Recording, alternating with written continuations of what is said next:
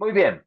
Bueno, pues bienvenidos de nuevo a una nueva edición de nuestro Club de Promotores de Lectura, espacio realizado y desarrollado gracias a una alianza que hicimos con la Luis Ángel Arango, ya como estábamos igual el año pasado y antepasado, y hace otro par que venimos, me gusta pensar que venimos como en una especie de proceso, ¿cierto? En el cual nos hemos estado preguntando acerca de lecturas, hemos estado sobre todo preguntándonos algo que me parece que es muy importante y que no podemos perder de vista acá, y es qué esperamos de la literatura, cómo leemos la literatura.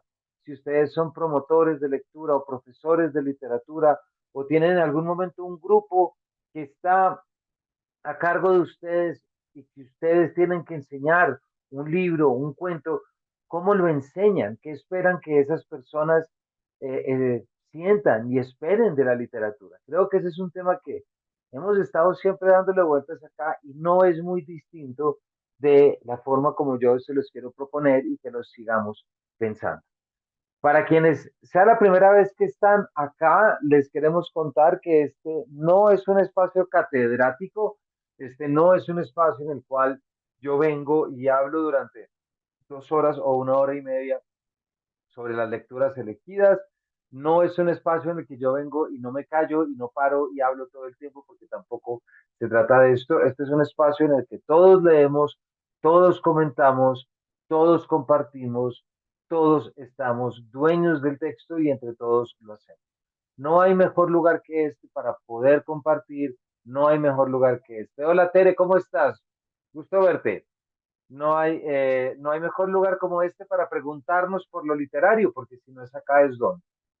Y también quienes vengan por primera vez se acostumbrarán que hay algo en el que soy muy cansón, y es invitar a que enciendan las cámaras, porque un club de lectura supone aprender a leer al otro. Esto supone leerle la cara, leerle los gestos, leerle. Muchísimas gracias, Alejandro, que ahí aprendiste leer la cara, leer los gestos y uno no puede leer con una pared negra al frente, porque hay que sirve. Michael, gracias. Lisa, ¿cómo estás? Gusto saludarte, bienvenida. Todos los demás también los invito. Erika, Blanca, Mario, Johanna, muchas gracias también. Minerva, ¿cómo estás?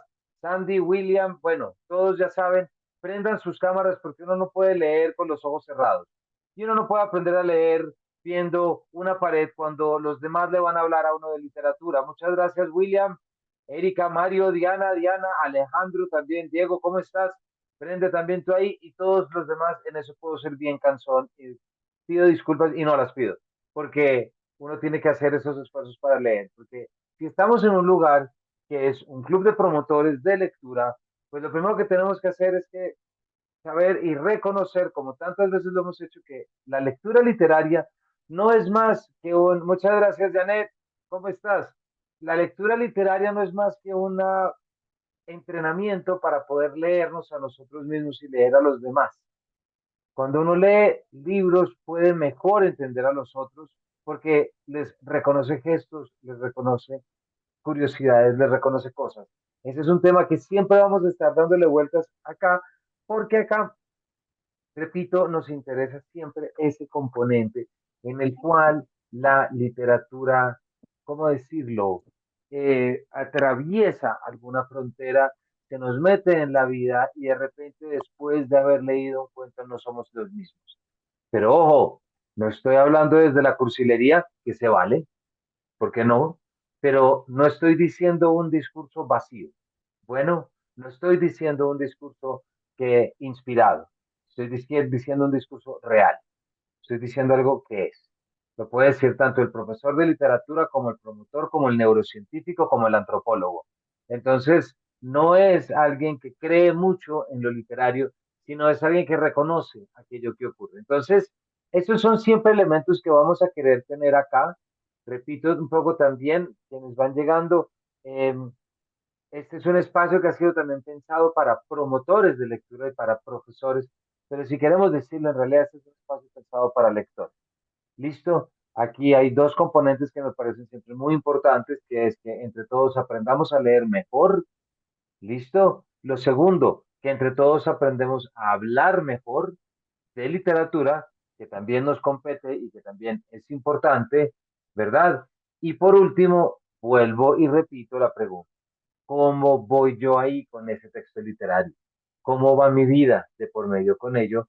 ¿Y cómo puedo hacer que esas personas a las que yo les llevo el texto, a su vez van a hacerse estas preguntas y van a estar también mismo, preguntándose lo mismo? La literatura está verdaderamente relacionada con la vida, con la experiencia vital, y eso es algo que no podemos cansarnos nunca de repetir y de decir.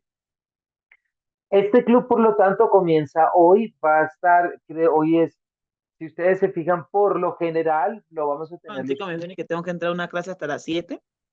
Hola, Caterine, bienvenida. Ya estás Muchas adentro. gracias. Ok. Eh, Vamos a estar los últimos jueves de mes, ¿cierto? Vamos a estar aquí reunidos. Hay algunos que no pueden ser porque yo tenía ya compromisos o cosas. El hecho es que vamos a tener siempre en el grupo de WhatsApp el calendario colgado. Yo me encargo de organizarlo ahí mismo para que puedan revisar, para que nadie se pierda. También voy a generar un calendario por si alguien se quiere suscribir a ese calendario y también le puede descargar inmediatamente. El objetivo, repito, de esto es poder reunirnos para comentar, para compartir y para hablar en torno a lecturas. Las lecturas las voy a elegir yo, así como ya está elegida. Normalmente la Luis Ángel me pide que entregue las lecturas de aquí a noviembre, pero con todo el, siempre tengo que pedirle un poquito de cacao a Lucy porque no me gusta elegir lo que ya estaremos leyendo en noviembre. Me gustaría pensar que podemos elegir algo a partir, que vayamos yendo y que pueda estar. Por lo tanto, lecturas que ustedes quieran dar, por supuesto, más que recomendado y más que invitados a hacerlo. El chat de WhatsApp, como se pueden dar cuenta, solamente puedo hablar yo, no es un gesto de antipatía, pero que es que si todos nos ponemos a hablar, pues todos nos salimos y perdemos el esfuerzo. Entonces, si alguien quiere compartir algo por el chat, me lo puede enviar a mí y yo lo puedo enviar.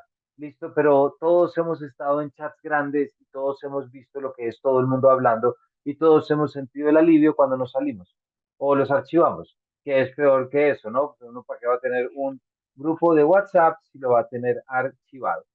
Por lo tanto, como les digo, vamos a tener unos 9 encuentros. Estos encuentros, a su vez, se van a grabar todos y se van a publicar en el canal de YouTube de Paredro. ¿Listo? Entonces, si hay algo acá que ustedes van a querer volver a ver, si quieren repasar o quieren invitar, lo que quieran, ahí está para su propia información. ¿Listo? Hasta el momento alguien quiere comentar algo, alguien quiere saludar. Yo vuelvo a decirles que prendan cámaras. Erika, Paola, Johanna, Mario, María, Luna, Patricia, Alejandro, Diana, Tati Carrión y la tunda del Telenvila, muy querida Kate. Si pueden encender sus cámaras, mejor todavía, porque aquí tenemos que aprender a mirarnos, a vernos y a leernos. Alejandro, cuéntanos. No, Camilo, buenas tardes a todos. Simplemente para expresar el agradecimiento pues a ti, a Paredro y a la Luis Ángel Arango por un espacio esto tan valioso. Entonces, simplemente muchas gracias. Muchísimas gracias, Alejandro, y bienvenido. Janet, cuéntanos, ¿dónde estás? Estás en mucho más frío de muchos de los que estamos acá. Sí, hola, buenas Buenas tardes. noches a todos. Eh, oh, no, lo siento. Ah, no, Sandy, Ah, espérate un momento que está Es Janet que primero. Recuerden quería, levantar la mano, recuerden siempre levantar la mano para hablar o escribir en el chat yo, de tal manera que yo les pueda dar la palabra. ¿Listo? Y así podemos vale, todos pi- hablar. pido disculpas porque no levanté la mano, pido disculpas. No, lo que Tranquila, quiero Sandy. decir es que tengo datos y no puedo encender la cámara porque cada rato me saca de la reunión y aquí en Riohacha la señal es muy mala. Entonces, como reiteradamente Tranquilamente está puedes recordando la quitar. cámara, pido disculpas porque si no me saca. Vale, No gracias. te preocupes, Sandy, te entendemos. Perdóname mi intensidad, pero es obstinación. Pero estás disculpada, Sandy. Si los demás no tienen datos, deberían estar prendiendo sus cámaras, eso sí. Ahora sí, Janet, cuéntanos. muchas gracias nuevamente por esta iniciativa para este año, pero lamentablemente voy a estar conectada, voy a montarme en el tren porque voy precisamente a una reunión de escritores, pero en inglés, y es hasta las 9. Pero No te probablemente me preocupes. salga antes y pueda participar a través del chat para dar mi para hacer mi participación y voy a mantener igual mi cámara encendida. Quizás haga unas que otras excepciones algún jueves porque ellos también se reúnen casualmente todos los jueves. Perfecto. Entonces, Cuando eso era lo puedas que quería. acompañarnos, perfecto. Muchas gracias, Janet, y Gracias. bienvenida cuando Gracias. puedas. Muy bien. ¿Alguien más quiere comentar algo? ¿Sugerencias, reclamos, algo parecido? Kate, por favor, cuéntanos. Hola, muy buenas tardes para todas y para todos. Es un gran gusto estar aquí. Le agradezco, Camilo, la invitación y estoy muy emocionada. Bueno, muy bien. Kate, bienvenida. Gracias. Bueno, entonces, para también, y esto, cosas que siempre me gusta decir, para quienes están viniendo por primera vez, es muy importante que pierdan el miedo a hablar. ¿Listo? Pierdan el miedo a hablar, pero refuercen siempre la ética de la palabra. ¿Qué es la ética de la palabra?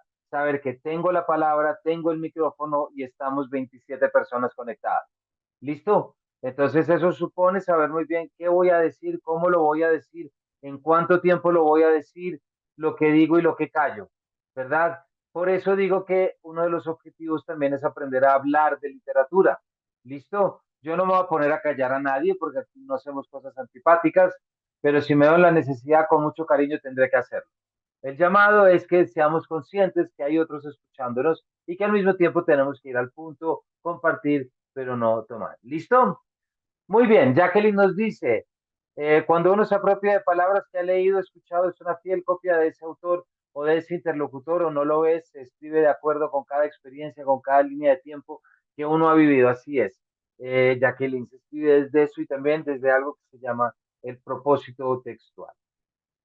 Muy bien, hoy arrancamos con Cortázar. Oh, sorpresa, cuando esta casa se llama Paredro, pues tiene mucho que ver Cortázar y Cortázar aparece muchísimo. También es porque este mes estamos y seguimos celebrando los 100 años de Cortázar, del nacimiento, perdón, sí, no, estoy pensando en el nacimiento, estoy pensando en la muerte, estoy pensando en la muerte de febrero del 84, pero también el texto elegido del cuento breve y sus alrededores y la carta que le escribe Freddy Goodman los escogí para siempre homenajear a Cortázar, porque eso es algo que uno no debe parar nunca de hacerlo, pero también para poder proponer un tema que ya él pone y es nada muy distinto del que ya hemos hablado y del que ya hemos dicho, que tiene que ver con el cómo se nos mezcla o cómo hacemos, perdónenme, de micrófono, aquí me oyen mejor, mucho mejor, ¿cierto? Sí, es que tenía conectado aquí se me había conectado aquí bueno, nada. Eh, Siempre la pregunta que tenemos detrás acerca de, y vuelvo a ella, cómo se vincula la ficción y la vida. ¿Cuál es la relación que hay entre los dos? ¿Debemos separarlas? ¿Debemos unirlas? ¿Cómo es? Y en el caso de un autor como Julio Cortázar, ese es un tema álgido, es un tema importante, ¿verdad? Porque la obra de Julio Cortázar, en muchos aspectos, lo que busca es establecer las coordenadas, si se quiere, para poder conseguir esa búsqueda vital, esa búsqueda en la vida que nos permita llegar a distintas realidades y distintas experiencias. Eso forma parte no solamente del pensamiento de Julio Cortázar en cuanto creador, sino que también claramente esa idea ya pisa algunos temas y algunas áreas propias de Julio Cortázar, como son sus cuentos y como son sus novelas. Aquí todo el mundo tiene medianamente fresco Rayuela, por ejemplo. ¿Es una novela que reconocemos o no? ¿O los cuentos de Cortázar de pronto un poco más? Vale. Hoy estamos leyendo y lo que había de leer para hoy es un texto de los textos teóricos, si se quiere, de Cortázar, que es de los más famosos desde el cuento breve y sus alrededores. Julio Cortázar es uno de los mejores y más reconocidos y mejor celebrados cuentistas de la literatura latinoamericana. Pocos autores.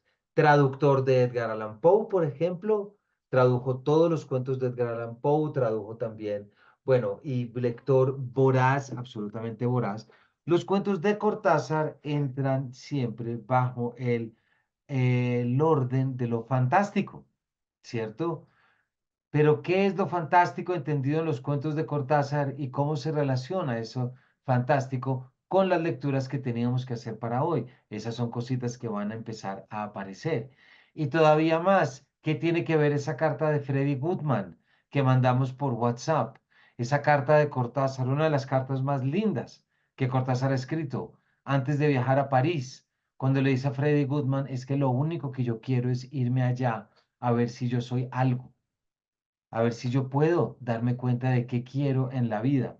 Y díganme si no es muy bonito uno imaginarse a un Julio Cortázar ya casi cumpliendo los 50 años, ¿no? O los 40, 40 y pico, diciendo desde Buenos Aires, lo que yo más necesito es ir a París para poder entender qué es lo que yo quiero hacer en mi vida. Julio Cortázar es uno de esos grandes abanderados entre el diálogo entre la vida y la ficción, entre la vida y la poesía, y por supuesto la vida entera de Julio Cortázar era una experimentación de experiencias, búsquedas, juegos, rituales, lo que fuera, con tal de poder romper con una, digámoslo, una lógica cartesiana, algo que nos obliga a entender el mundo como algo rígido, contemplado y que no permite la apertura de otras instancias o de otras comprensiones. Tema que a mi juicio, y también pues lo estaremos viendo y lo iremos viendo a lo largo de todo esto, tiene muchísimo que ver con lo que yo creo que la literatura en últimas hace. Lo llamamos literatura, lo llamamos narrativa, pero no deja de ser una especie de, llamémoslo, de sustancia o de sortilegio que casi que mágicamente nos puede cambiar la vida y nos puede poner en otro lugar. Pero antes de que yo continúe hablando, porque ya sabemos que esto no se trata de eso, ¿qué les parece si arrancamos a compartir un poco la lectura? Si pudieron leer, cómo les fue con la lectura, qué está. Recuerden también que este es un espacio perfecto para uno también decir, no entendí, no pasa nada, no pude leer, no pasa nada, listo, por favor, no crean. Acá lo que importa es que podamos entre todos apoyarnos, ¿listo? Entonces, si alguien dice, no, intenté, pero definitivamente no entendí, perfecto, ese es un buen comentario que nos permite repasar cosas y seguramente repasando vamos a descubrir más. ¿Listo? Entonces, no se queden asustados ni nada por el estilo, como se pueden dar cuenta. Todo lo que ocurre acá tiene esa intención, que sea bacaneadito, bacaneadito y charladito, ¿no? Michael, cuéntanos. Buenas tardes, ¿cómo están? Muchas gracias pues por la oportunidad, por poder aprender. Me pareció muy acertado el texto porque en este momento también me encuentro leyendo los cuentos de Horacio Quiroga, que justamente en una conversación me habían dicho el fin de semana como él puede ser el gran padre del cuento en Latinoamérica, incluso más que Juan Rulfo, y lo relaciono pensando pues dos cosas. Primero en lo de que el autor sea una de las personas dentro del cuento o que uno pueda casi que en primera persona vivir la tensión, la emoción, el suspenso, por decirlo de alguna manera. Y dos, la idea de que lo fantástico siempre surge como, pues como una idea casi que tensa o como un coágulo, como lo pone Cortázar, y que después se va desarrollando para después hacerlo claro o expresarlo en un texto. Entonces, esas dos ideas me parecen interesantes. La primera de poder uno casi que leer en primera persona los cuentos y sentir como la angustia o la tensión, que también lo se refleja en lo de Poe, en lo de Quiroga también lo sentí ahora que estoy leyendo los cuentos de amor, terror y no me acuerdo cómo se llama, cómo termina el nombre del libro. Pero sí, eso pues quería decir esta audio muy corto. Creo que la idea de que lo fantástico surge como una idea, casi como un coágulo, como si fuera un río, pues casi que, o una represa, pues ahí contenida y que cuando se abre, pues corre y fluye el río mucho más claro para su creación. Me parece algo importante porque yo por lo menos no lo había visto de esa manera, por lo menos la idea de lo fantástico. Muy chévere, Michael. Más adelante vamos a estar conectando eso porque la forma como traes a Poe tiene mucho que ver con esto y con esa idea de sentir y vivir como. Mil gracias, Michael. ¿Quién más? Atrévanse, bótense al agua. Si no van a hablar de literatura aquí, ¿dónde más van a hablar de literatura? ¿Sí o no? Alejandro, cuéntanos.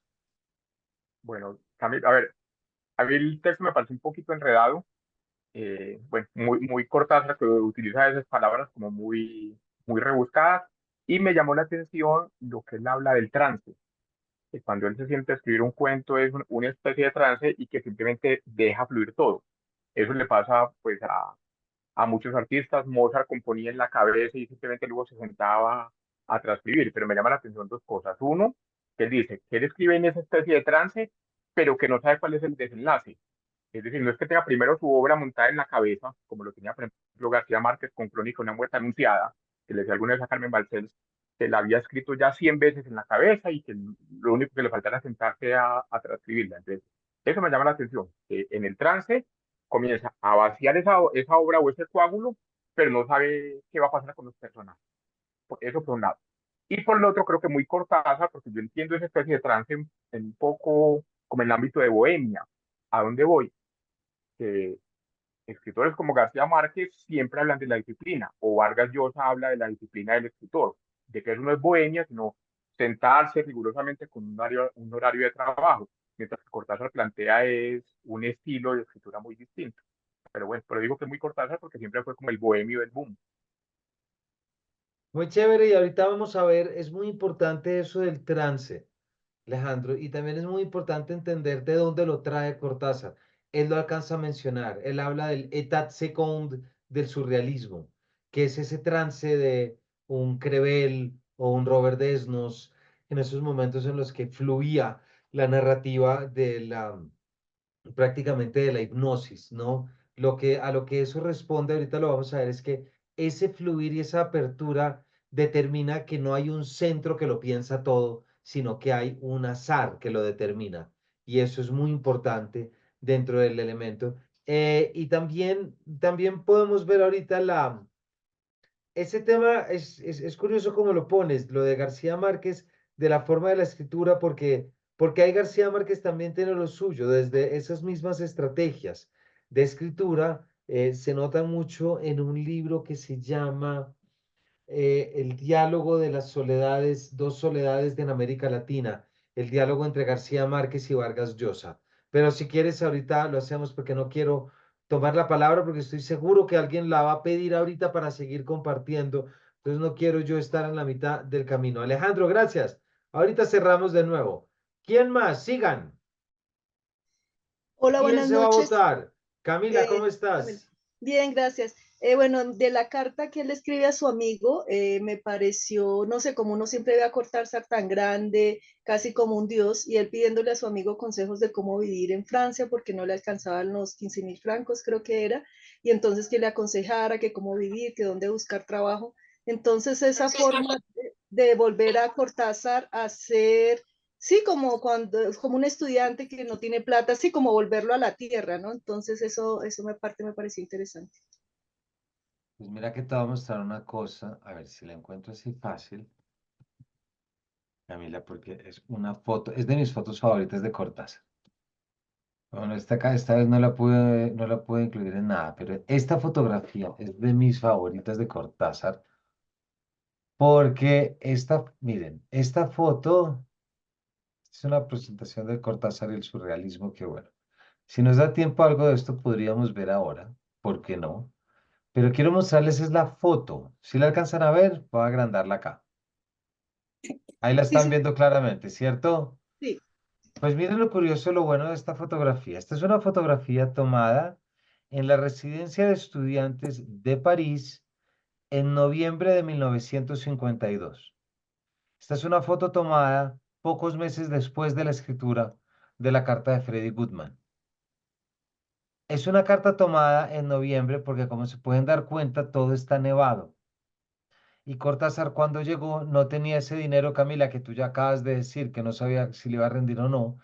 Entonces no podía vivir en el barrio latino, que era donde quería vivir, donde ocurría toda la bohemia. Alejandro, como tú acabas de decir. Entonces le tocó vivir en la ciudad universitaria, que era mucho más al sur, mucho más abajo.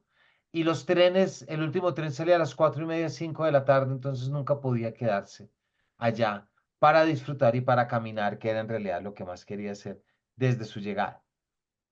Esta es una carta, Camila, de ese joven Cortázar pidiendo consejos Y además de una faceta que cuando puedan leer, cosa que yo les recomiendo muchísimo, pero cuando puedan leer la correspondencia completa, o hojearla por lo menos, eh, no busquemos siempre el Cortázar en el año que publicó Rayuela.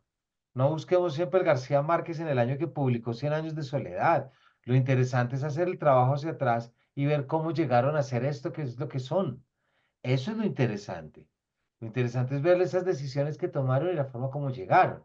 Entonces, ¿por qué me interesa y por qué les digo esto? Esta es una fotografía de Cortázar en sus años y en sus días más tristes en París, porque lo que recibió en París fue una depresión prácticamente. Las cartas que le escribe a María y Eduardo Jonquieres son siempre diciéndoles, esto está muy triste, esto está solo, esto está muy no sé qué. Y si no hubiera sido así, fíjense, voy a darles otro que tengo acá, creo que otra, un momentico.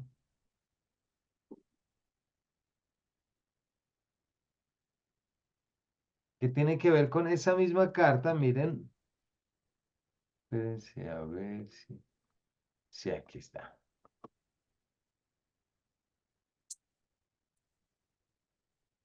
A ver, pico, abro esto. Ay, no, esto no irá. Es que hay una carta que les quiero mostrar muy rápido. Ya, acá. Y tiene que ver, no crean que estamos tan lejos del tema que ya Michael nos propuso ahorita. No, no estamos tan lejos de toda la parte de cómo se escribe el cuento, ya lo vamos a ver.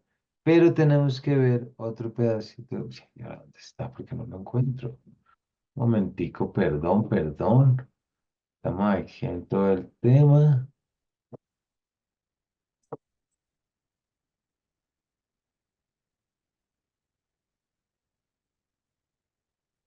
¿Acá será? No. Espérense, que es que no me aparece. Aquí está. Este Cortázar, miren, por ejemplo, el 6 de marzo del 50.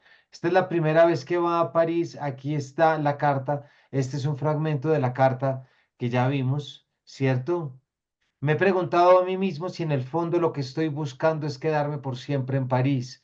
Quizás sí, quizá mi deseo intelectual, yo vivo en realidad allá, usted lo sabe bien, es un deseo absoluto que me abarca por completo. Si así fuera, decidiré de mi destino una vez que sea el momento.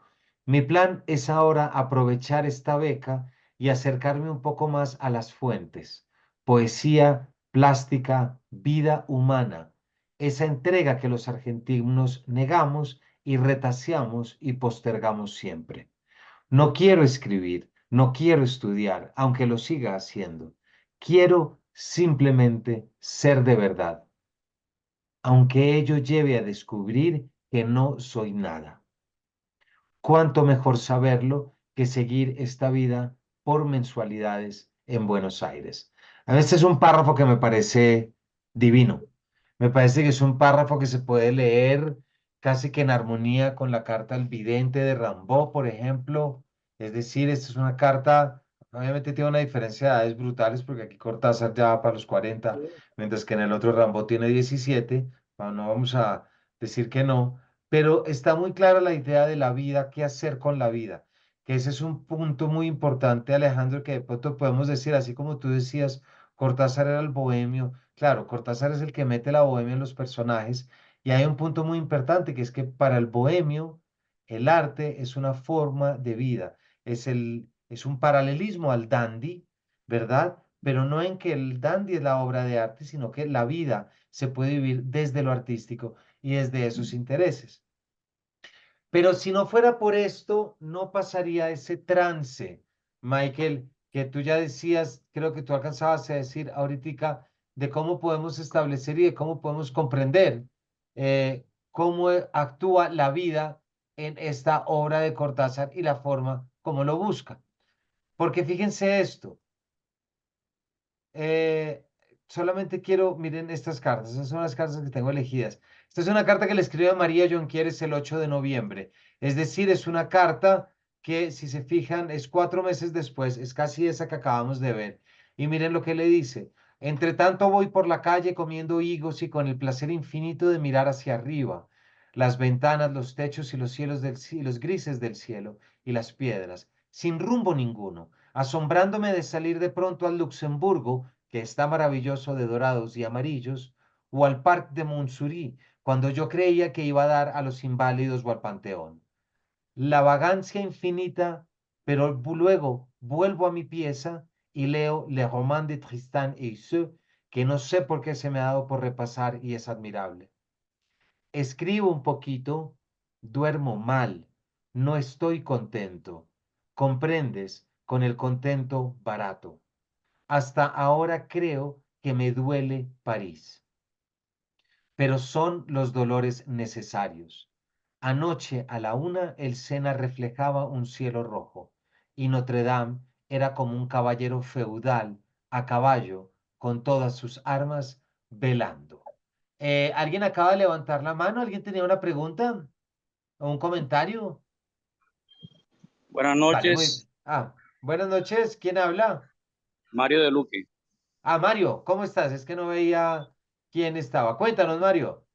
Sí, estoy también, estoy con datos del celular, entonces no sé si prendo la cámara quizá va un poquito la señal. Tranquilo, no te preocupes. Les hablo desde Santa Marta, por si acaso. ¿Qué les quería comentar? Creo que Cortázar es tan amplio, hay tantos Cortázar, no sé si nos alcancemos esta sesión o quizás cuántas sesiones para hablar, pero ya que estamos hablando como de la parte, no de la obra literaria, sino otras cosas. No sé si en algún momento me perdí de la sesión o si hablaron, pero creo que no, porque iba caminando y eso. Ahí está el libro, creo que de Planeta, de clase de literatura de Cortázar, por un lado. No sé si les suena. Pues ahí está toda como la forma en que él concibe la literatura, en teoría, pues, porque ahora les cuento algo. Y está también el libro del Boom, que habla más que todo de esta editora famosa de Barcelona, se me escapa el nombre ahora. Carmen Balcells. Que los editaba, Carmen Barcells, exacto, que los editaba todos y ahí también hay mucha pues como trabajador del oficio de escribir, más que como escritor famoso. En clase de literatura, bueno, aprovechando que estos encuentros también son como atajos para que no alcanzaría la vida para leer tanto. Recuerdo que en algún encuentro con un escritor caleño y desmembrando a Cortázar, había claves de Cortázar que no eran, él en las clases de literatura daba a entender que las cosas le surgían pues sin mucho estudio, sin mucha dedicación o sin darle tanta simbología, pero en realidad cada palabra realmente sí tenía un sentido y tenía atrás una decisión al momento de escribirlo. Por ejemplo, con las famas y los pronopios, él en las clases de literatura decía que eso era algo, pues él se inventó el nombre y los críticos, le daba risa que los críticos se gastaban averiguando por qué le puso fama, era por algo del espectáculo, a esto le puso pronopios por algo del tiempo, y él sencillamente les decía que eso no tenía nada que ver, que él lo puso porque se le dio la gana, pero las personas que lo han leído dicen, no, eso tiene todo el sentido. Entonces, quería comentarles esa reseña de esos dos libros que me recordaron enseguida, además de la obra literaria, esas cosas aparte que la rodean. Muchas gracias, Mario. Clases de Literatura es un libro que se publicó no por Planeta, eso lo publica Lumen, me parece que debe estar publicado, o mismo Alfaguara. Son las clases que dicta Cortázar cuando lo invitan a la Universidad de Berkeley en 1982. Es muy interesante porque además son las conferencias que él dicta cuando ya se ha retirado un poquito o ha puesto, digamos, una pausa, por lo menos en todo lo que es el Cortázar político. Y ahí hay una cosa muy interesante que está chévere que la traigas porque nos permite también traerla, y es que Cortázar en esa, ya entrado mayor, él define que él entiende su vida y su obra desde tres estados, llamémoslos así, los llama el estético, el metafísico y el político. El estético es cuando escribe al principio Los Reyes. ¿Qué tal? Perdón, que me pasan estas cosas que todavía no sé qué Zoom de repente hace esto, ¿no? Como que uno hace unos movimientos así y de repente salen bombas detrás y cosas así. Primero el estético, el que solamente te está pendiente del estilo. Luego está el metafísico, que es el de Rayuela. es el de la búsqueda y es el de los cuentos fantásticos. Luego está el político, es el del libro de Manuel y es el del trabajo con la Revolución Cubana. Esos son los tres que él tiene. Tiene un prólogo muy interesante y ese es un libro muy, muy interesante que está muy bien, Mario, que nos lo traigas, porque también habla mucho de lo que para él es precisamente esa vida. Ese es el componente que yo pienso que nunca podemos olvidar de Cortázar. Y fíjense cómo, Sandy, ya te doy la palabra, solamente quiero llegar a este... Oh, no, mentira. Cuéntanos para que sigamos acá, Sandy, dinos. Buenas, ¿me escuchan? Perfectamente. Hola. Ah, a mí me cuesta entender a Cortázar. Yo No, ahora sí no te estamos siento oyendo bien. demasiado Sandy, ahora sí no te humano. estamos oyendo bien. Pero esta lectura que compartiste la logró. Y ahora, hola, Ahora no te oímos nada. y ahora, Ahí como mejor, sí. es que ahora me cambié para buscar mejor señal. Ah, Bueno, que yo perfecto. decía anteriormente que a mí me cuesta entender a Julio Cortázar, pero esta carta que has compartido me llamó la atención varias cosas. Me, me hizo pensar cómo tuvo la habilidad, ¿no?, de escribir esa carta y meterle papel de carbón para asegurarse de que lo que él iba a expresar en esa carta y sin plan B. Y luego cómo él puede pensar en él y pensar en ese otro, y en ese otro era su amigo y su madre, ¿no? Yo me he ganado una beca, yo me voy a ir, pero no me preocupa mi madre por el tema del dinero y me preocupa mi amigo, ¿no?, que está metido como en esa burbuja de la tristeza. Entonces, como esa parte tan humana, como en el pensar en esa reciprocidad hacia el otro, como ver al otro como si también fuera parte de él, los problemas del otro. Entonces, eso es lo que tengo que aportar sobre esta lectura. Sandy, chévere que lo traigas porque mira, hay algo muy importante que recupera las cartas de los autores y es esa humanidad. Y es muy importante conocer a los autores que tanto respetamos desde su humanidad, no únicamente desde su pedestal, no únicamente desde su reconocimiento histórico, porque si únicamente lo reconocemos desde la altura, entonces hay una cantidad de cuestiones humanas y vitales que sencillamente no nos van a pegar y no les vamos a sentir, ¿cierto? Entonces está muy bien que señales eso. A mí me parece que esos detallitos siempre nos refuerzan algo que es muy importante y es nunca olvidar que los autores son humanos, son personas, son padres, son hijos, son esposos, esposas, me explico. Y desde ahí se hace la obra y desde ahí se escribe. Hay algo que estabas diciendo tú ahora que también Mario había dicho y que ahorita estaba leyendo que también Janet estaba poniendo. Tiene que ver acerca de lo de si pensaba mucho antes de escribir o no.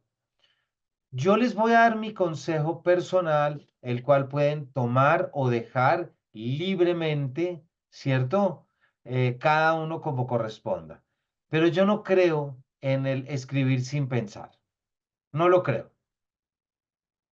Yo no creo en el que a alguien de repente le sale un cuento, uy, yo no me lo había preparado, y uy, y de repente salió continuidad de los parques. No, yo en eso no creo. Muchas veces creo que sí pasa porque a veces como lectores sentimos un poquito de miedo de no ser capaces de entender todo lo que tiene un texto literario. Entonces a veces preferimos pensar y decir, no, igual eso no lo pensó el autor. Entonces, como no lo pensó el autor, ¿por qué lo tengo que saber yo? ¿Cierto? Eh, y una cosa es el autor, otra cosa es el lenguaje, otra cosa es la obra. Entonces, yo creo que detrás de cualquier obra literaria de nivel hay una cantidad de pensamiento, hay una cantidad. Entonces, siempre vean con algo de suspicacia. Hola, perdón que se me cayó y no sé por qué. Pero me quedé congelado mucho o se me cayó de repente. Se cayó de repente, De ¿cierto? repente, pues. Ah, vale, listo. Bueno. Cuando tengan un creador o tengan alguien que les diga que no piensa mucho para escribir, véanlo con suspicacia, es mi consejo. Véanlo con un poquito de sospecha, porque me parece que si trabajamos con las palabras, si vivimos desde las palabras, ¿por qué no las vamos a tratar con cuidado y con pensamiento? Entonces eso lo dejo ahí y en el caso de Cortázar no olviden que si uno lee a alguien como Oliveira, es alguien que es un hiperpensador, lo piensa todo y ese es el gran conflicto de la novela. ¿Listo? No tanto como, y aquí Alejandro apelo a lo que tú decías de hace un rato de García Márquez, hay un diálogo muy interesante. Es que no tengo el libro acá, o si no se los mostraría para que tengan la referencia, pero es el diálogo entre García Márquez y Vargas Llosa que sale. Es un diálogo que se grabó en Lima en el 67, muy poquitos meses después de que se hubiera publicado Cien años de soledad. Es decir, ya está en la calle, pero no es todavía lo que va a terminar siendo. Y hay un diálogo en la Universidad Industrial, me parece que es, o en la San Marcos, ahorita no me acuerdo, entre Vargas Llosa y García Márquez, en un momento en el que son muy amigos, ¿cierto? En un momento en el que son muy cercanos, muy amigos y se conocen muy bien la obra. Si ustedes los oyen a estos dos hablar, se van a dar cuenta cómo García Márquez, desde un espíritu, qué sé yo, costeño, mamagallista, no es que no pensara las cosas, sino que no le metía tanto hierro cuando hablaba sobre ellas. Lo contrario a un Vargas Llosa. Un Vargas Llosa tiene el mundo y la vida perfectamente escrita en la cabeza, es de un rigor, es de una seriedad, es de una, por dicho, es absolutamente impresionante.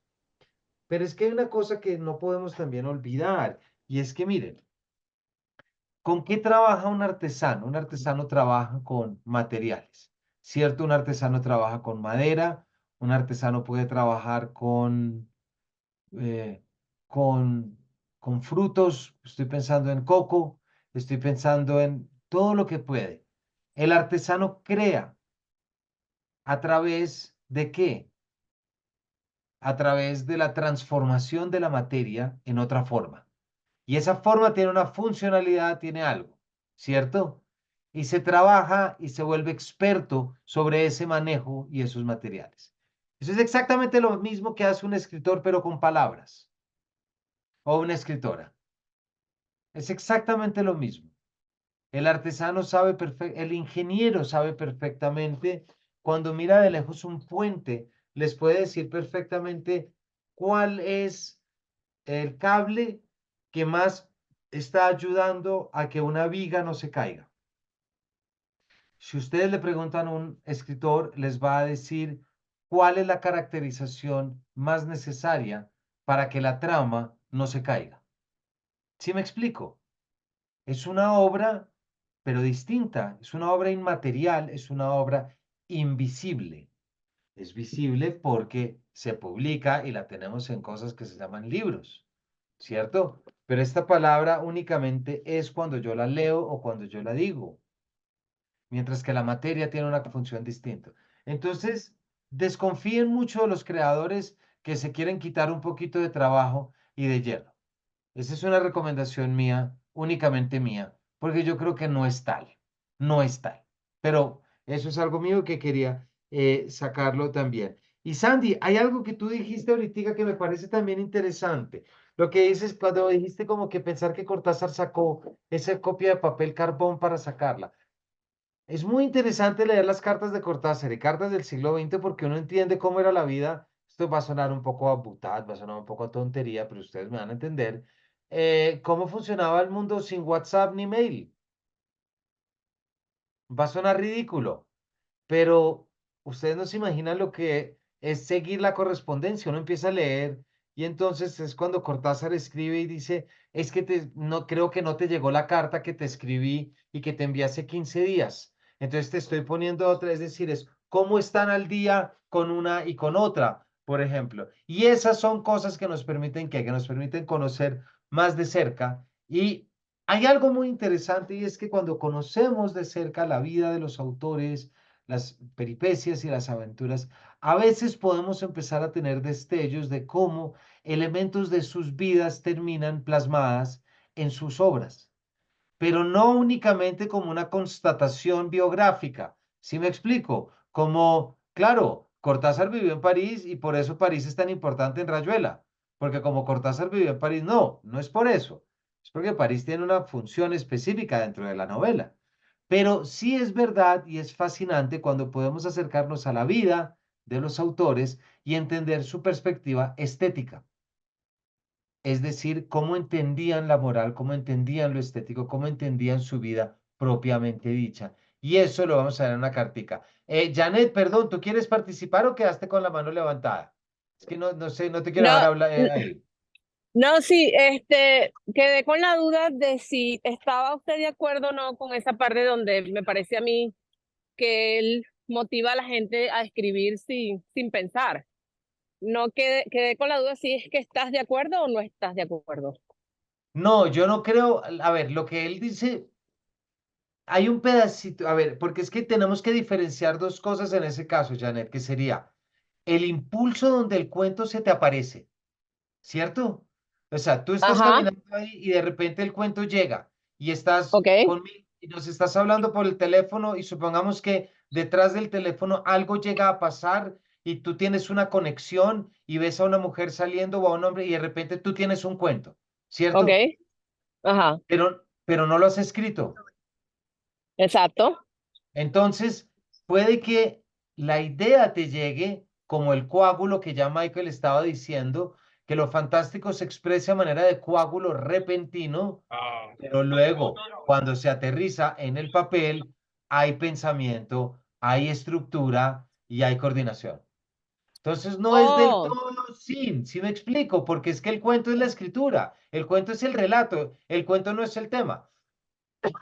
¿Sí me sí, bueno, explico? claro, yo lo veía porque para mí, a mí particularmente se me hace muy fácil crear historias de la nada. De hecho, yo estuve en un grupo que ellos te mostraban un título y tenías 25 minutos para redactar algo sobre ese título. Y yo lo he hecho y pienso que tengo la facilidad de hacerlo, solo que efectivamente, si no conoces las reglas de la literatura y de la escritura, puedes escribir cualquier cosa que puede ser que tenga sentido el ritmo, la historia lleve una secuencia chévere, pero si no respetas las reglas de la escritura no estás haciendo nada. Entonces yo pensaba que él se refería era a eso, como que a esa gente que en cierta forma tiene como un talento natural, que no tienen que estar pensando mucho ni leerse 100 libros para poder empezar a escribir. Yo pensaba que él se refería a eso. No, pero ese talento, Janet, está bien visto. Ese talento sí existe.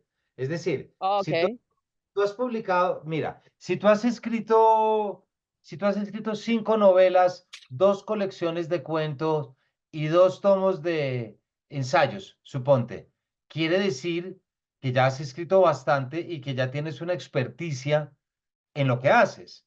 Entonces, esa persona, cuando va a escribir el cuento, le aparece de manera natural las necesidades técnicas para que ese cuento funcione.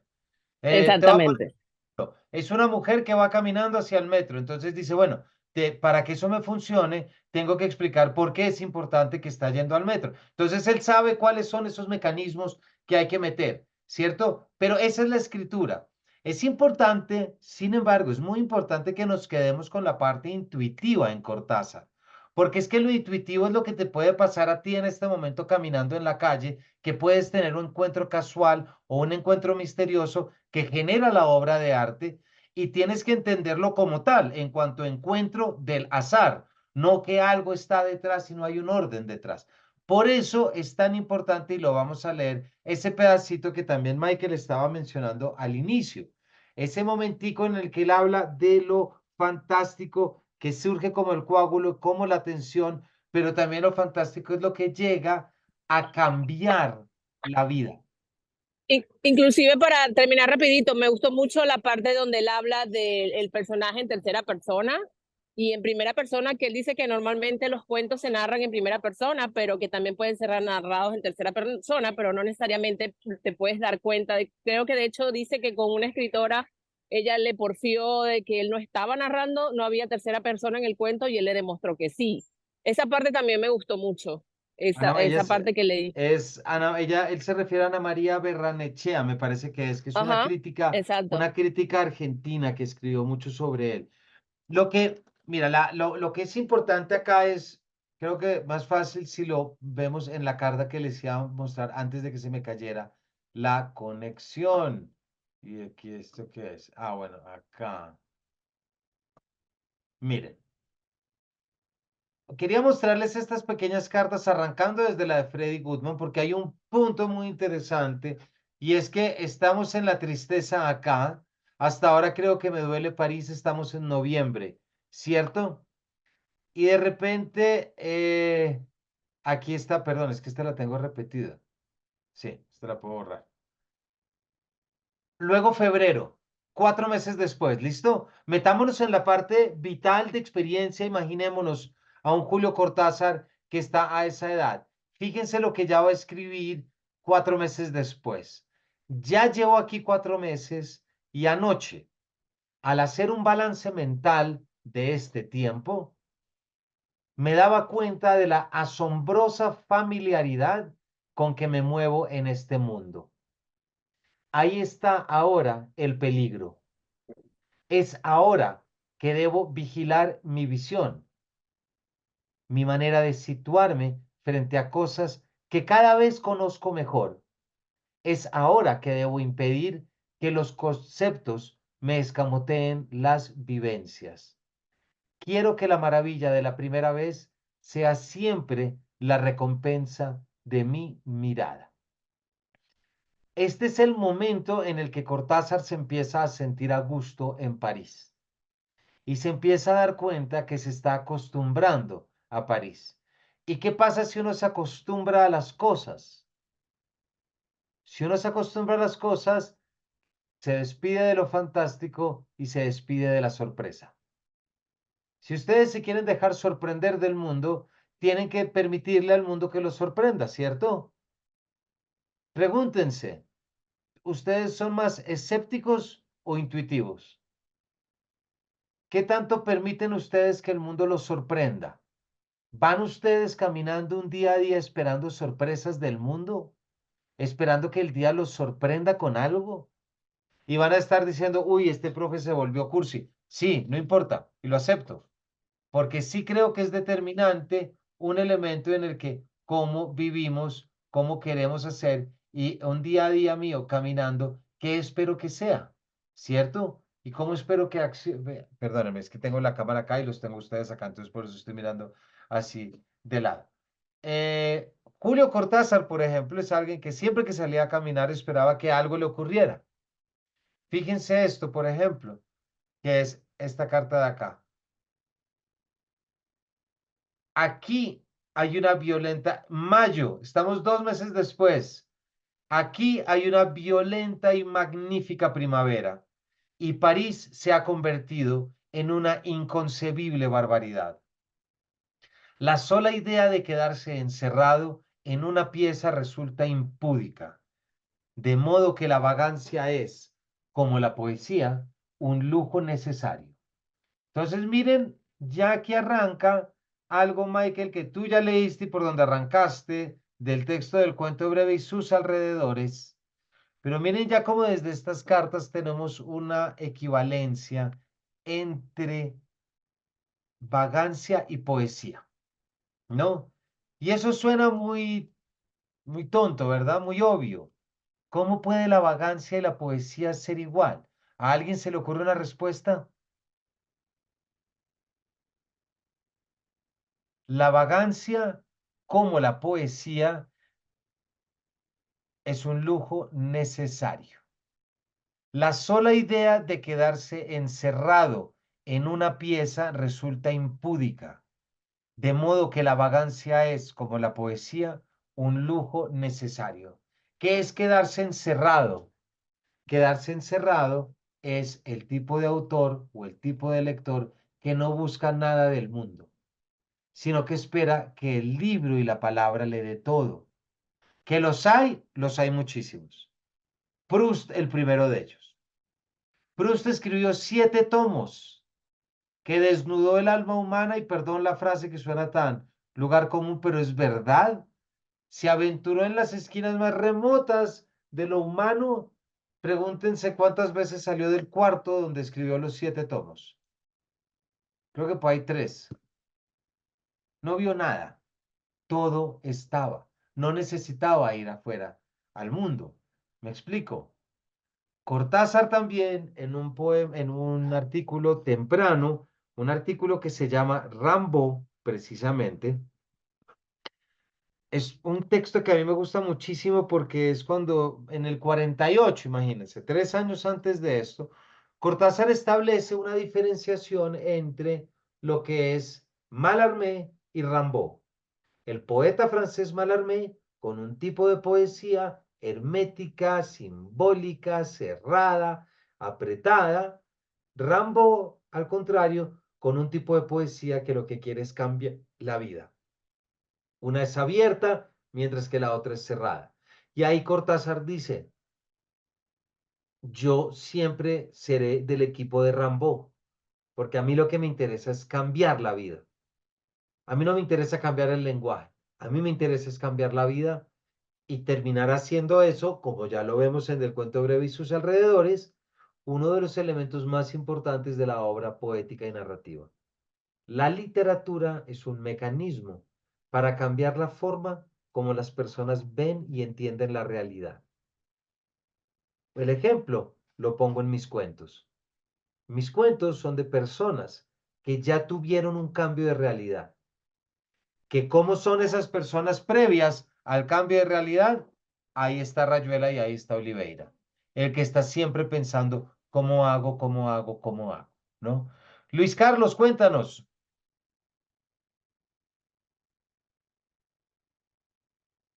No te escuchamos, tienes cerrado el micrófono. Quería plantear que de pronto Cortázar en noviembre está en el otoño, pero bueno, como el cambio climático ha variado tanto desde No, no, noviembre, no, pero estás en lo cierto, estás totalmente en lo cierto, Luis Carlos. Ese es el otoño, están tecitos de que entre el verano, perdón, el invierno, es decir, está en ese momentico de todas las hojas caídas, o sea que estás en lo cierto. sí, sí. Bueno, pero de todas maneras, las estaciones marcan un estado de ánimo en la gente y uno ve que en el invierno todo el mundo es arropado y no se les ve ni la cara, no se les ve ni una sonrisa.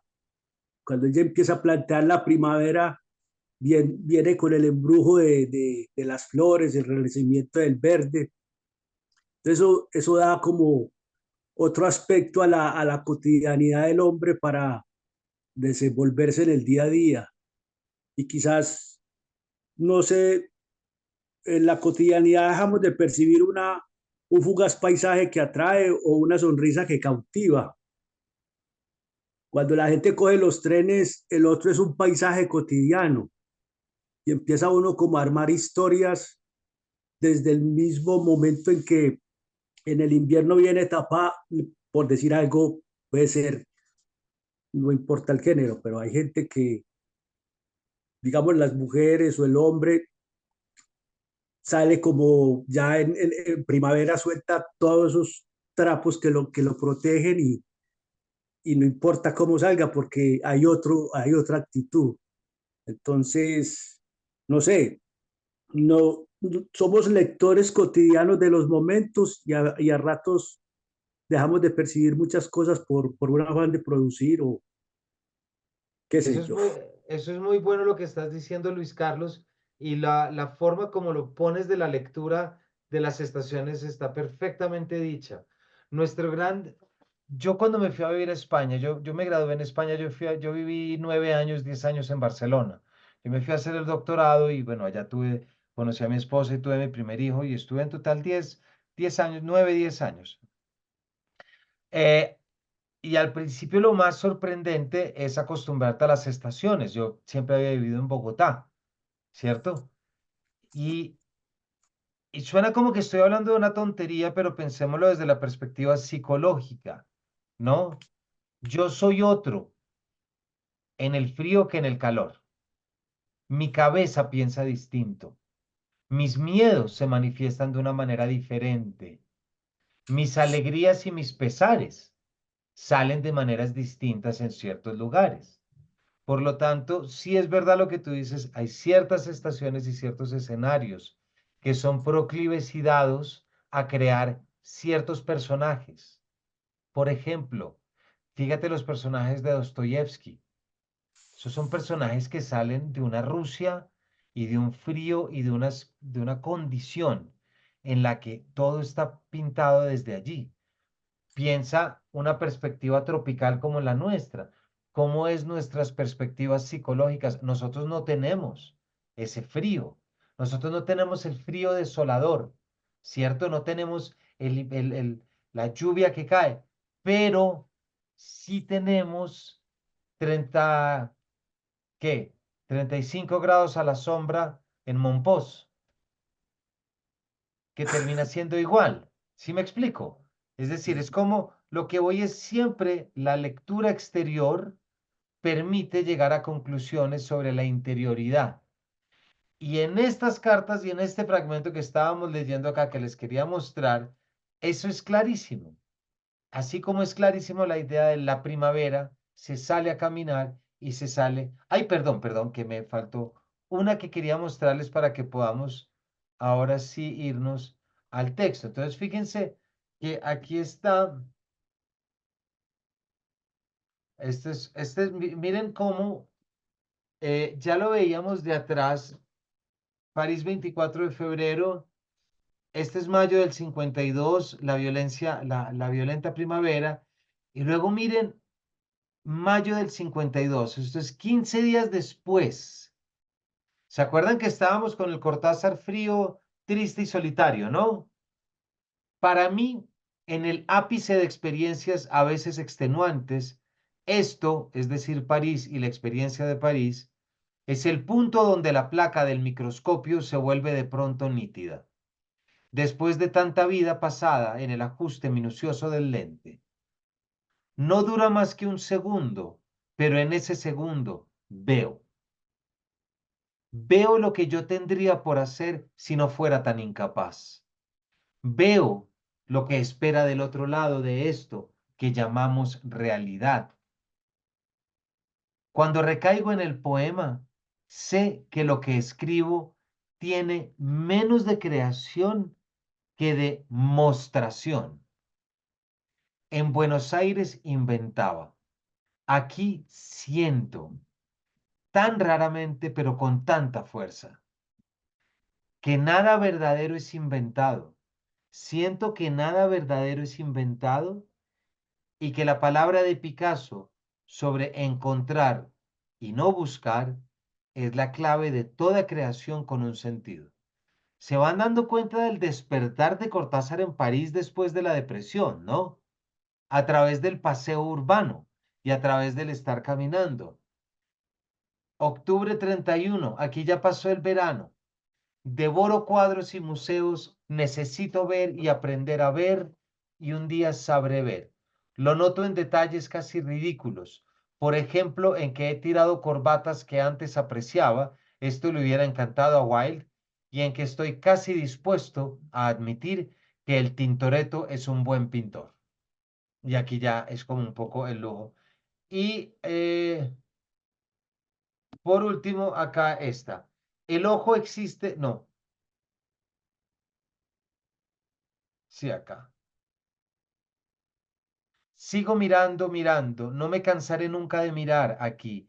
Observo lo que los argentinos que llegan andan por las calles mirando solo de frente, como en Buenos Aires, ni hacia arriba ni a los costados. Se pierden todos los increíbles zaguanes, las entradas misteriosas que dan a jardines viejos, con fuentes o estatuas, los patios de hace 3 siglos intactos.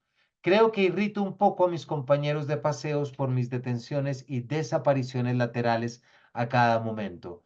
Aquí los ojos se vuelven facetados como los de una mosca.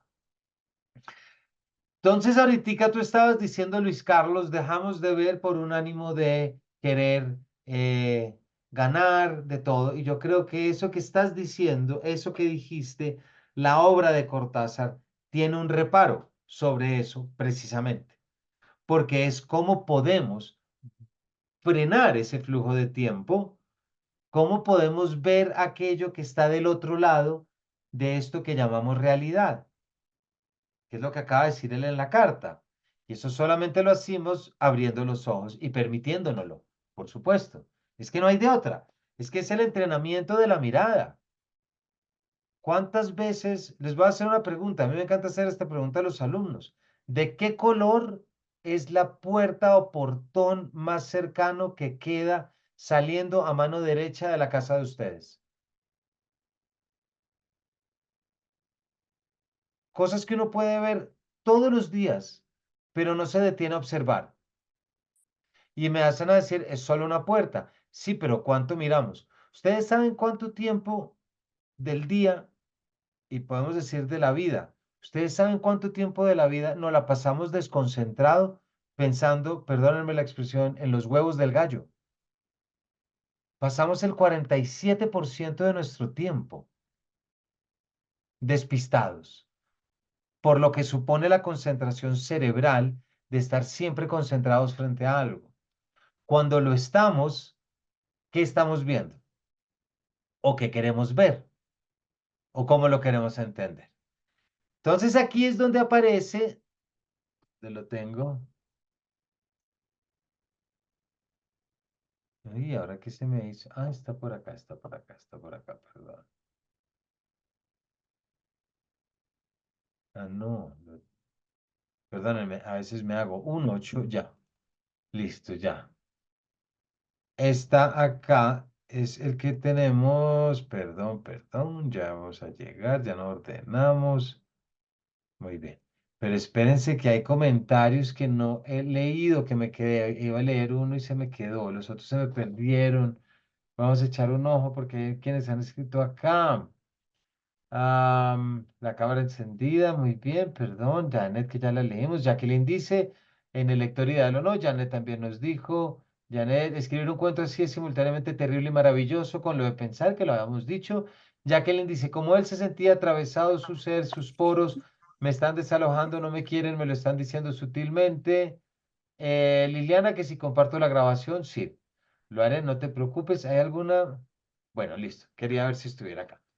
Entonces, echémosle ojo, ya lo tenemos aquí detrás a nuestro texto. ¿Listo? Entonces, miren, ¿por qué me interesaba? Y este es el punto. Arranca el texto hablando sobre el decálogo del perfecto cuentista. Fíjense, lo que quiero invitarlos, los estoy mirando acá, ¿listo? No crean que estoy haciendo otra cosa. Aquí están ustedes, aunque mi cámara está acá. Al principio se va a hablar del aspecto técnico del cuento, ¿listo? Que se tiene que tensar desde dentro como la esfera, de cómo se escribe, de la decibilidad, pero hay algo que es importante que aquí quiero también meter porque ya Michael lo habías propuesto desde el principio, me parece que fue cuando mencionaste a Poe. Y hay una cosa fundamental aquí en la mención a Poe y la forma de entender por qué a Cortázar le gusta tanto a Poe. Y este es uno de esos ejemplos que no me canso nunca de repetir.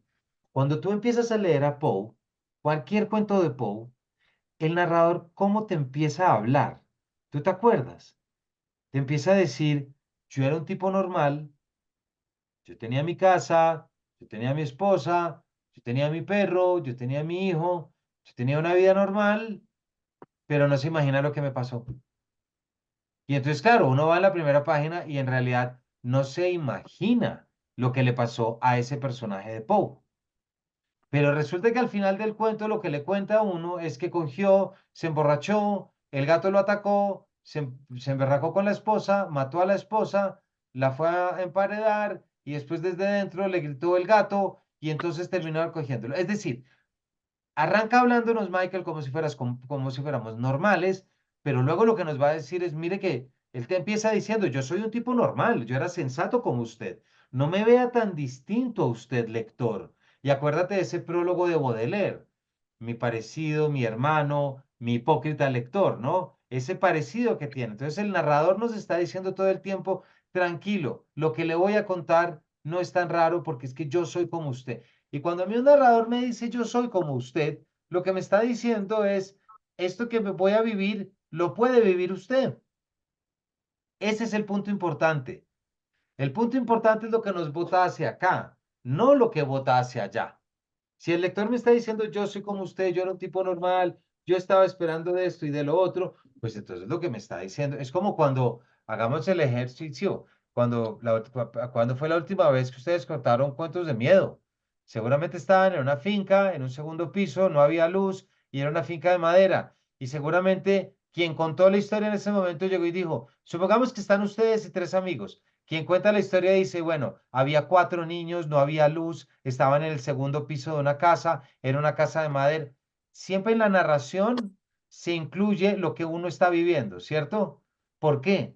Para vincularlo a uno y para que a uno le dé miedo.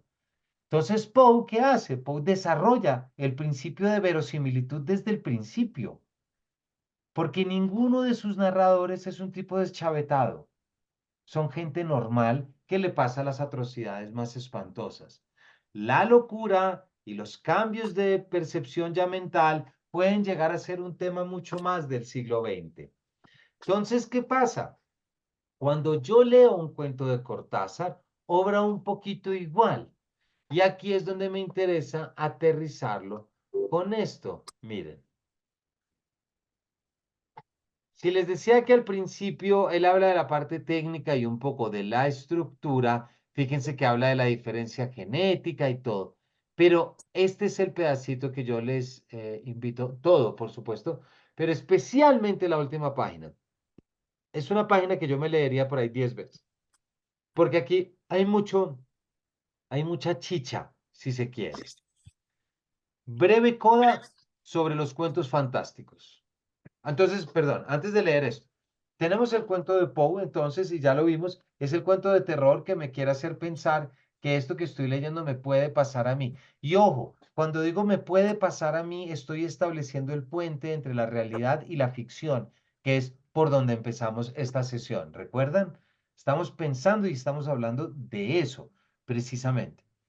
Cuando yo leo un cuento como Continuidad de los Parques o La Puerta Condenada, de alguna manera me pasa lo mismo que le pasa a los personajes de Cortázar. Los personajes de Cortázar viven en mundos normales hasta que algo ocurre y ese algo lo transforma todo. Pero no es muy lejos de lo que nos pasa a nosotros. Cuando a nosotros nos pasan las cosas nos transforman. Lo que pasa es que no somos personajes de cuentos, pero son multiplicidad de pequeñas cosas que nos cambian. Entonces, frente a esa visión, miremos esto. Breve coda sobre los cuentos fantásticos. Primera observación. Lo fantástico como nostalgia. Esto es muy bonito y muy poético. Toda suspensión del descreimiento, esa es la fórmula de Coleridge para hablar siempre de lo literario, toda suspensión del descreimiento obra como una tregua en el seco, implacable asedio que el determinismo hace al hombre. ¿Qué quiere decir eso? Que nos hemos convertido en máquinas racionales y determinadas. ¿Listo? Entonces, permitir el ingreso de lo fantástico a un mundo que ya está completamente cartonizado y pragmatizado es hacer una huelga, es decir, permitir otro tipo de vida. En esa tregua, la nostalgia introduce una variante en la afirmación de Ortega. Hay hombres que en algún momento cesan de ser ellos y su circunstancia. Hay una hora en la que se anhela ser uno mismo y lo inesperado, uno mismo y el momento en que la puerta que antes y después da al zaguán se entorna lentamente para dejarnos ver el prado donde relincha el unicornio. Y esa se explica con la segunda observación. Lo fantástico exige un desarrollo temporal ordinario. Su irrupción altera instantáneamente el presente, pero la puerta que da al zaguán ha sido y será la misma en el pasado y el futuro. Acá está. Es una frase un poco confusa, pero la vamos a desmenuzar. Solo la alteración momentánea dentro de la regularidad delata lo fantástico. Es decir, se acaba de aparecer la bruja. Se acaba de aparecer el monstruo, ¿cierto? Pero es necesario que lo excepcional pase a ser también la regla sin desplazar las estructuras ordinarias entre las cuales se ha insertado. Les voy a poner un ejemplo muy rápido. Hay un cuento de Woody Allen. Ese cuento está en Cómo acabar de una vez por todas con la cultura. Y es un cuento sobre el conde Drácula. Y entonces habla que el conde Drácula sale de su castillo porque tenía una cita con la familia del panadero, ¿no? Y entonces va volando y de repente llega a la puerta. Y entonces uno está leyendo. ¿Mi audio se fue o me escuchan? Bien, ¿no? Que alguien me puso que se me fue el audio. Gloria. Ah, listo, listo. Y entonces está, obviamente es un cuento humorístico, porque se llama Cómo acabar de una vez por todas con las películas de terror, y de repente llega el conde Drácula, golpean la puerta y la familia, el panadero le abre y le dice, oh, conde Drácula, ¿qué hace usted por acá? Entonces, ¿cuál es el juego? El panadero sabe que se lo van a comer y sabe que lo fantástico que es el conde Drácula es el conde Drácula y no dejará de serlo en ningún momento. Es decir, irrumpe lo fantástico y se queda metido, como ocurre precisamente en la correspondencia que hemos estado leyendo. Es decir, es el cambio de perspectiva, el cambio de visión, el cambio de forma de comprender, como de un momento a otro nos instala en una forma de lectura diferente y sobre todo nos abre los ojos a otros modos de leer y a otros modos de entender. Este primer cuento de texto de Cortázar no voy a decir que es el más sencillo, no crean que siempre nos vamos a ir moviendo por esto. Normalmente leemos de todo, o sea que no esperen cosas así, pero me parecía importante arrancar por acá, un poco por el homenaje en el mes de su muerte y también porque pues es de la casa y nos puede poner. No sé si alguien tiene algún comentario, alguna para cerrar, ya nos quedan 3 minuticos, no sé si alguien quiere. Voy a leer, perdón, que William acaba de escribir 2 ocasiones y yo no había leído. Qué interesante, siento que a veces esto es como las técnicas de los antropólogos cuando hacen etnografía y observan una realidad. Es tal cual, es que William, está muy bien visto. La literatura y la escritura literaria es una mirada etnográfica sobre lo cotidiano. Me parece que está muy bien. Recuerdo a mi maestro que decía que puedes hacer un viaje a cualquier parte del mundo y no observar nada, como salir a la vuelta de la esquina y verlo todo. Es decir, es clave los lentes con los que ves. Eso me parece que tenemos que convencernos, ¿no? Con relación a lo que veníamos tratando sobre los escritores deben personificar en alma a sus personajes. Esto pasa siempre y cuando este escritor logra adquirir ciertas sensibilidades que son adquiridas en el mundo literario o consideras que solo basta con ideas y teniendo una buena planificación y caracterización de los personajes y del contexto. No, yo creo que necesitas las dos, William, frente a esta pregunta. Es decir, no hay nada más fascinante, pero más difícil que una buena personificación, que una buena caracterización de un personaje, ¿no? Yo siempre les invito a que lo piensen.